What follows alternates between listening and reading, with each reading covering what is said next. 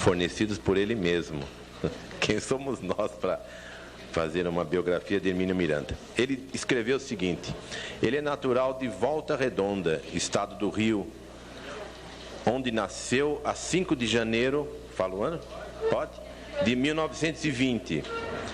Profissional, hoje aposentado das Ciências Contábeis, trabalhou 38 anos na Siderúrgica Nacional, na qual exerceu cargos do primeiro e segundo escalões da empresa.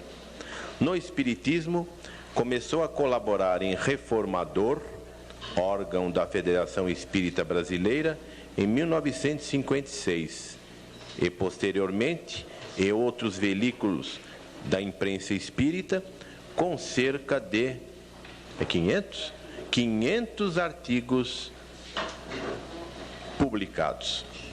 Livros publicados por Hermínio Miranda, além dos 500 artigos. Crônicas de um e do outro, com Luciano dos Anjos. Sobrevivência e comunicabilidade dos espíritos. Terceiro, desencarnação e imortalidade. Quarto, reencarnação e imortalidade. Eu estou com o óculos de ver de longe. Está curto, olha aqui, estou cada vez mais longe. Agora melhorou. Diálogo com as sombras. Agora melhorou bem. As marcas do Cristo, são 2 volumes. Processo dos Espíritos. Histórias que os Espíritos contaram. O Exilado. A Reencarnação na Bíblia. A Memória e o Tempo, são 2 volumes também. Então são 10 publicações, sendo 2 com 2 volumes. E livros a sair, vamos prestar atenção. Cristianismo, a Mensagem Esquecida. A Dama da Noite. A Irmã do Vizir. Eu sou Camille Desmoulins, com Luciano dos Anjos. A Diversidade dos Crismas. Dos Carismas, por isso está horrível. Teoria e Prática de Mediunidade. O que é o fenômeno mediúnico? 3 temas atípicos e a criança. Dr. Hermínio ainda traduziu 3 livros. Muito Além da Morte, de Luiz Rodrigues. Grilhões Partidos. Passou de Manuel Filomeno de Miranda, de Valdo Franco, do português para o inglês. E A Feira dos Casamentos, de Rochester, do francês para o português. Tudo isso. Nos perdoem que eu não achei meu óculos de ver de perto, não sei onde foi parar. Sumiu bem agora. Então nós vamos ter agora Dr. Hermínio.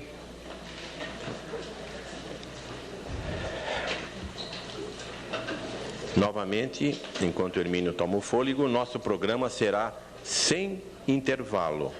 Aquele que desejar usar as toaletes poderá fazer a saída pelas laterais, utilizar a sala ao lado para a água, a bolachinha, o café.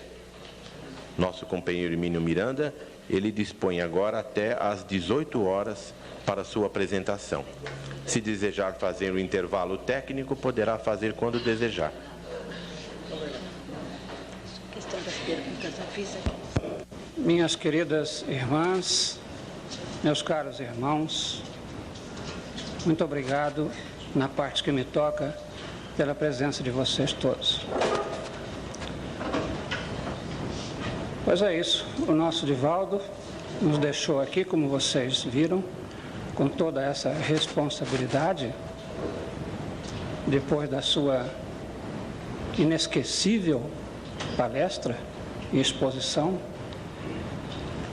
transferindo-nos a parte que nos toca na nossa responsabilidade, a mim e a nossa querida Sueli. Vamos procurar dar conta dos recados, não tão bem quanto ele, certamente, mesmo porque, num aperto, ele socorre dos espíritos, e eu estou aqui sem ver espírito nenhum. Então, quando a pergunta estiver fora do meu alcance, tem aquela resposta padrão: não sei, vamos estudar juntos, vamos aprender. Como eu disse a um espírito há pouco tempo, eu sou um espírito ainda inacabado, eu não estou pronto ainda. Deus está trabalhando ainda comigo e encontrando dificuldades, porque até Deus encontra dificuldade com as nossas imperfeições, porque nós somos muito teimosos. Mas enfim, vamos lá. O escritor inglês William Somerset Maugham colocou num dos seus livros, está saindo bem o som, chamado Servidão Humana, uma personagem que se chamava Crenshaw. O Crenshaw era um desses filósofos de botequim, um homem um pouco excêntrico, um tanto amargurado. Talvez através dele o autor do livro tenha reservado para expressar as suas próprias opiniões filosóficas e seus comentários sobre a vida, que foi um escritor muito profundo, e Servidão Humana é uma das obras-primas da literatura mundial. E eu li esse livro muito jovem ainda, portanto, vamos botar aí uns 50 anos ou mais. E uma coisa me ficou muito na memória, que o Crenshaw tinha o que nós poderíamos chamar a doutrina da tapeçaria, ou a filosofia do tapete. A coisa se passa da seguinte maneira. Ele dizia que a vida é um tapete que a gente vai tecendo à medida que passa o tempo. Eu gostei dessa filosofia do nosso Crenshaw. E, com o tempo, fui desenvolvendo a meu jeito, com a minha gratidão ao autor, que eu sempre admirei, e do qual li outros livros. E hoje nós vamos usar aqui um pouquinho dessa teoria para explicar como que um livro como o Diálogo com as Sombras chega a ser escrito. O que acontece antes? O que acontece depois? Quais as esperanças que a gente põe nele? E quais as surpresas que nos reservam determinadas obras? Um livro escrito um pouco sem pretensões, apenas contando a minha experiência pessoal, o meu depoimento no trato com os irmãos espirituais. No entanto, eu vejo hoje este livro como que frutificando por si mesmo, suscitando emoções que antes eram só minhas, porque eu não sei lidar com os espíritos a não ser sofrendo com eles e chorando e rindo com eles às vezes. Temos que colocar nessa tarefa a nossa emoção, porque sem isto não dá para fazer o trabalho. Temos que fazer outra coisa, não esse. Então vocês me desculpem se sair uma lagrimazinha aqui, não é resfriado não, viu? Bem, nós estamos aqui hoje, todos nós, tecendo um desenho dos tapetes das nossas vidas. Cada um de vocês trouxe uns tantos fios. Eu estou trazendo os meus barbantes. Divaldo apresentou hoje o começo do desenho com as suas lãs coloridas, com seu jeito artístico de traçar a trama das ideias. Sueli vai trazer amanhã outras lãs e as suas sedas, com aquele seu charme todo especial de contar as coisas. De modo que hoje é o dia do meu barbantezinho modesto, porque eu não sou orador, sou um homem da palavra escrita, meditada no silêncio da minha solidão, porque eu costumo dizer que me dou bem comigo mesmo. Então preciso de solidão para botar para fora aquilo que está dentro de mim. Por isso me perdoem a falta de entusiasmo oratório, de retórica, da maneira clara, lúcida, coerente de expor que tem os meus dois, o antecessor e a sucessora. Então, este desenho que estamos aqui fazendo hoje no nosso tapetes poderá ser um desenho muito importante que vai distribuir fios por um futuro à frente, que poderá nos servir para, quando olharmos para trás, verificar, eu participei daquele desenhozinho que foi feito lá em Botucatu, determinado dia. Isto pode ser amanhã, pode ser daqui a 200, 300 anos, 5 séculos, sei lá. Porque há uma coisa interessante. Vamos começar do princípio. Nunca, evidentemente, eu havia pensado em escrever um livro como este, porque eu não havia pensado em fazer trabalho mediúnico. Quando comecei a me interessar pelo espiritismo, isto já foi acima dos 30 anos, eu quis entrar no espiritismo pelo portão da frente, não quis entrar clandestinamente. Procurei um amigo meu, que eu sabia espírita, chamava-se Euclides Fleury. Este homem trouxe fios importantes para o meu tapetezinho pessoal.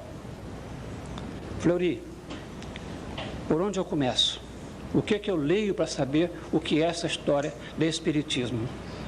Ele puxou um papelzinho e escreveu: Livro dos Espíritos, Allan Kardec, Livro dos Espíritos, Livro dos Médiuns, Evangelho segundo o Espiritismo, Céu e Inferno, a Gênese. Botou mais 2 nomes que eu não conhecia, Leon Denis, Gabriel Delanne, que ele tinha um belíssimo francês, apesar de brasileiro, falava francês melhor do que português, pronunciava Delanne, com aquela elegância. Eu levei aquele papelzinho para casa e comecei a comprar os livros e a ler. Aí vem um outro fiozinho do passado. Me deixou muito perplexa a emoção de verificar que eu conhecia um livro que eu nunca havia lido. Ou será que havia lido? Bom, li a pergunta, li a resposta, é isso mesmo. Mas é uma coisa que eu sabia, que estava provavelmente gravada em algum lugar, que eu não tinha noção do que era, mas estava ali no meu pensamento, na minha memória oculta. Bom, muitos anos depois, Divaldo na Bahia, sem mais nem menos, que o Divaldo tem muito dessas coisas, né? Trouxe mais um fiozinho. Se você,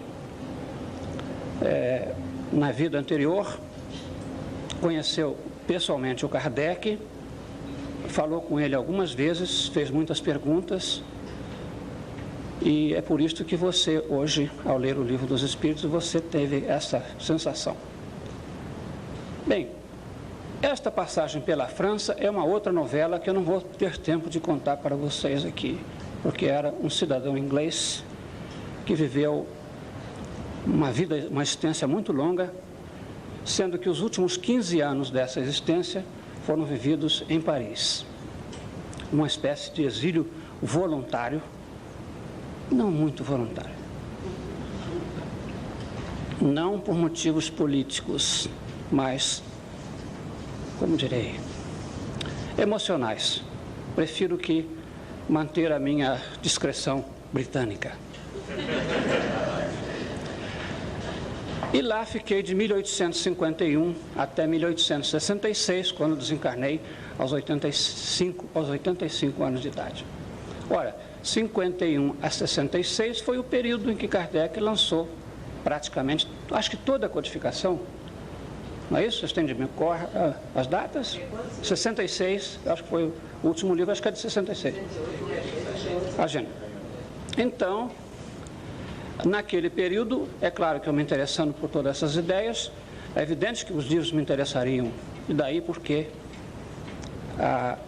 aquele estranho fenômeno de conhecer o Livro dos Espíritos. Mas a coisa caminhou, e novamente o Euclides Fleury, ele era um coronel do Exército, engenheiro, assistente do diretor, presidente da Siderúrgica Nacional, amigo meu de muito tempo.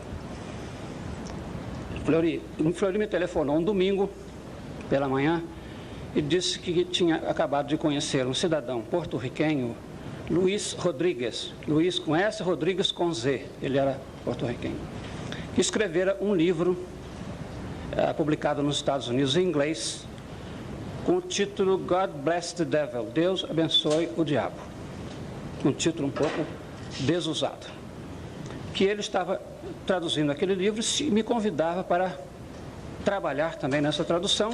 Fleury traduziria um capítulo, os ímpares, e eu os pares. Perfeitamente, aceitei. Acabei que eu traduzi o livro todo, que o Fleury não pôde continuar. Então, chegou mais um fiozinho para o meu desenho. E, novamente, o livro foi publicado com o título Muito Além da Morte, pela Freitas Bastos. O título não fui eu que dei, foi a editora. Não gostei. É um livro sobre possessão, fenômenos mediúnicos. Não é um livro espírita. É um livro sobre fenomenologia mediúnica. E o Rodrigues, passei a frequentar a casa dele. Ele fazia experiências de regressão de memória. Regressão de memória. Então chegou um outro barbantinho lá na minha tapeçaria. Examinamos, conversamos longamente, frequentei a casa dele durante muito tempo, fazíamos experiências. Eu não tinha ainda condição de experimentar. Eu ouvia as experiências dele e assistia. Ele usava um processo de hipnose que ele rebatizou de hipnometria, uma palavra não muito adequada ao meu ver. Mas tudo isso era um aprendizado. E um belo dia, no nosso grupo, porque, novamente, o Fleury me convidou para frequentar um grupinho. Foi a primeira experiência mediúnica a que eu assisti. Era um grupinho muito modesto. Elisa Fleury, Euclides Fleury, eu, uma senhora muito velhinha, muito idosa, de mais de 80 anos, que fora positivista. Ela é autora de livros muito importantes na literatura positivista e autora de uma obra muito importante sobre o Marechal Rondon, um livro grosso editado pela São José. Ela escreveu a biografia do Rondon, chamada Rondon Conta a Sua Vida. Esta senhora foi positivista a vida inteira, como o marido dela. Mas a morte colheu o doutor Américo antes dela. E o amor tem muita força. Eles viviam como dois namorados. A vida inteira foi assim. E ela fixava o retrato dele, tinha na parede, como se a mesa dele arrumada, como se ele fosse chegar a qualquer momento. Era um caso de amor mesmo. E aquele amor não resistiu. E arrebentou as fronteiras do positivismo, que é uma doutrina muito bonita filosoficamente, mas sem Deus. E Dona Esther, nós organizamos um grupinho lá na casa dela, para o qual eu fui convidado, e fazíamos aquela sessãozinha, não sei se vocês conhecem, do copo, com as letras dispostas em torno de um tabuleiro, um copinho, até era uma tampinha de alumínio. E eu ficava ali para anotar as letras, porque não estava ainda com conhecimento suficiente para saber o que se estava passando ali. Mas fui me entrosando naquele ambiente. Posteriormente organizou-se um grupo mediúnico já em casa do Fleury, um grupo maior, com 10 ou 12 pessoas, e novamente eu fui convidado. Cheguei lá, sentei-me na mesa, não tenho mediunidade ostensiva, não sabia o que é doutrinar, conversar, dialogar com os espíritos. Então me sentava ali, observava, dava a minha contribuição de vibratória, a minha prece e aprendia. Estudava as coisas, meditava, levava aquelas ideias para casa para encontrar o caminho que eu estava procurando. Não pela descrença, não fui descrente, mas qual o caminho melhor, não é? E ali fiquei alguns anos, até que um belo dia, uma bela noite, né, resolveram botar um pouco de ordem, que era um grupo assim informal, familiar, recebíamos os espíritos, bons médiuns, conversávamos e tudo, mas não tinha assim uma finalidade. Eu não sabia que os espíritos já estavam me planejando, eu acho que eles já tinham até em mente o diálogo, sei lá. E chegou então esse dia, os dirigentes lá do trabalho, Fleury e um outro amigo meu, disseram, vamos botar ordem nesse negócio. Fulano são os médiuns, Fleury faz a prece inicial, e Diolindo, que sentava-se ao meu lado, não sei se vocês sabem que o Diolindo também tinha uma mediunidade de incorporação muito tranquila, muito serena, sentava-se à minha esquerda e recebia muito padre, muito sacerdote, eu acho que eram meus amigos dele, gente do nosso passado. Alguns vinham fazer exorcismo, vinham nos benzer em latim, etc. Que nós estávamos com parte com o demônio, né? Coisa dessa hora. Bom, então, fulano são os médiuns, fulano vai fazer a prece, o Diolino dava o passo, fazia a prece final. Você, Hermínio, vai falar com os espíritos. Nossa, eu levei aquele... Como? Falar o quê? Eu não estou sabendo o que se passa, né? Assim, o choque, a surpresa, eu me sentia despreparado, era muito cedo, eu tímido, assim, temeroso de não saber o que dizer na hora, porque, pelo que eu estava vendo lá, a coisa não era tão simples, né? Mas era a decisão do grupo e eu, modestamente, aceitei, humildemente, tinha que cumprir a ordem da estrutura do grupo. E assim comecei eu a falar com os espíritos. E assim comecei a aprender com eles, porque eu nunca ensinei nada aos espíritos. Nunca tive a pretensão, nem a ousadia, nem conhecimento. Eu vou ensinar o quê? Que a vida é imortal, que o espírito sobrevive, que o espírito se reencarna, que Deus existe, que a comunicabilidade é um fato. Quais são os princípios fundamentais do espiritismo? Sobrevivência, reencarnação, imortalidade, comunicabilidade, existência de Deus e a doutrina da responsabilidade pessoal nossa perante as leis universais, as leis de Deus. Eles estão cansados de saber disto, podem nos dar lições. Eles sabem que estão, não digo os espíritos alienados, perturbados, mas sabem que estão vivendo uma condição de vida que é a sobrevida. Lembram-se de encarnações anteriores, sabem que estão se comunicando através de um médium. O que eu vou dizer que eles não sabem? Não é pela argumentação filosófica, pelo debate, por mais inteligente que seja, a gente, com o correr dos tempos, vai adquirindo experiência, conhecimento, através de leituras, e começa a ter condições de debater com eles. Mas não é pelo debate que você vai ao coração deles. O debate vai à mente, vai à cabeça.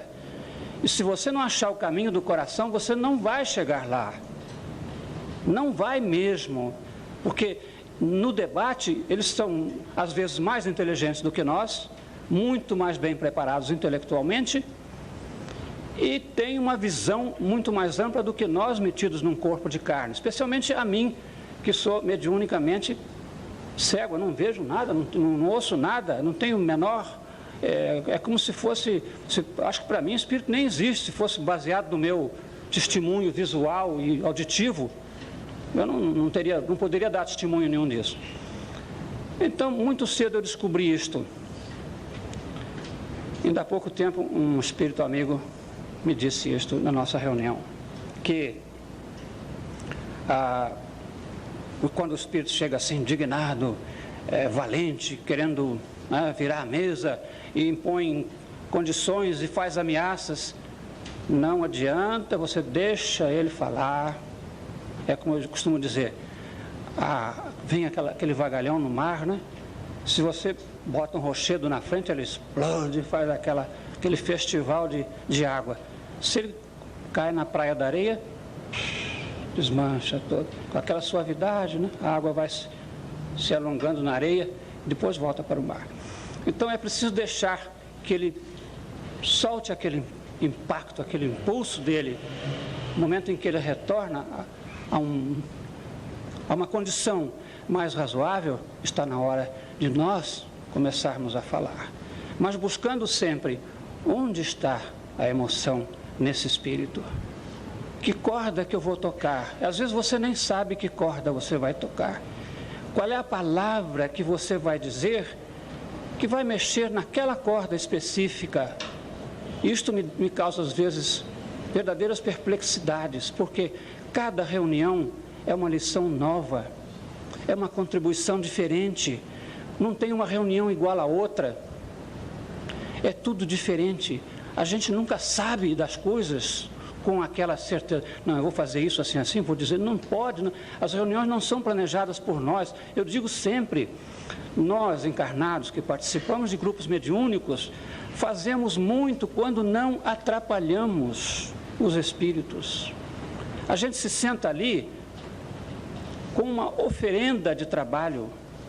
Eu não sei que espíritos vão ser trazidos, através de que médios serão manifestados, que problemas que eles trazem. E eles trazem a dor, isso eu sei. Eles são gente, como disse lá em Belo Horizonte, que a Regina da onde lembrou. Não são obsessores, não são demônios, não são inimigos, não são adversários, são gente mesmo, gente com dor, com agonias milenares. Eles querem e precisam sair daquela situação, por mais que eles neguem. E você tem que ir lá buscar, porque ele vai resistir. Ele não vai se entregar às emoções. Quando você fala nos seus amores, nas suas saudades, eles se defendem heroicamente. Mas você tem a certeza de uma coisa: a chama do amor está ali, porque não se apaga nunca. Está lá dentro daquele espírito, como está no seu. Se você conseguir soprar um pouquinho aquilo, ela se levanta outra vez, e é uma chama que não queima, ela só ilumina. Então é preciso ter muita paciência, ter muito carinho. É uma criatura que está desesperada de dor, que se meteu às vezes em complicações tão grandes com a lei, que acha que não tem mais caminho de volta, que dali é só para a escuridão maior. Esquecidos, como disse Divaldo, e como eu digo sempre, nós temos o livre-arbítrio para tudo, com uma única limitação, que nós somos seres destinados à perfeição espiritual. Passe por onde passar você, custe o tempo que custar, as dores que forem necessárias, o seu destino é Deus, o seu destino é a paz. Aqueles espíritos desesperados que aparecem ali, mergulhados em sofrimentos milenares, em revoltas que a gente nem consegue entender bem o porquê delas, são seres divinos, na sua essência, porque Deus colocou em nós a sua partícula, a partícula da sua essência. Uma partícula do infinito é também infinita. Nós temos todas as possibilidades de crescimento. Temos e nos movemos em Deus, e nele temos o nosso ser. Então, é o que eu digo a eles: mas você está fugindo de quê, meu filho, minha filha, minha irmã, meu irmão? De quê? De você mesmo. Porque as leis de Deus estão todas aí à nossa disposição para que a gente faça o caminho de volta. Por que correr de Deus? Para onde você vai? Não existe lugar onde não tenha Deus. Não há esse lugar no mundo, em nenhuma parte do universo. Vamos racionalizar. Isso não é nem inteligente o que você está fazendo. Há pouco estávamos tratando de um grupo de espíritos que estão convictos de que não há mais lugar para eles na Terra, porque eles sabem tão bem quanto nós, ou talvez melhor, que a Terra está numa fase crítica final de uma época, de um período, de uma etapa que vamos passar para outra. Não é no dia 1º de janeiro, como muito bem lembrou o Divaldo aqui.